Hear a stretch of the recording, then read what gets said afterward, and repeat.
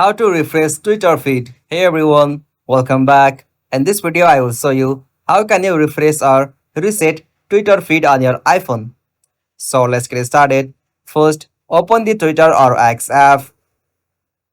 After you open Twitter with your account, you'll get this type of interface. From here, at the top left, tap on your profile icon. From here, you'll have to scroll down and tap on settings and privacy. From settings and privacy section, you'll have to scroll down and tap on the option accessibility, display and languages.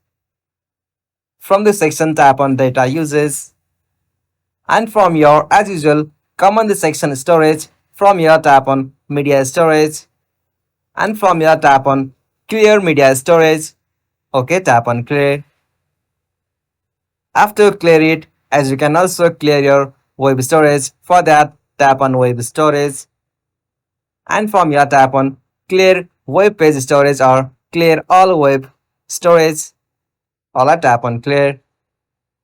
After do both settings from here, you'll be able to refresh your Twitter feed from your Twitter account. If you found this video helpful to you, please don't forget to give a like and subscribe to our YouTube channel for more quick and short tutorial like this. Thank you for watching this. Have a nice day.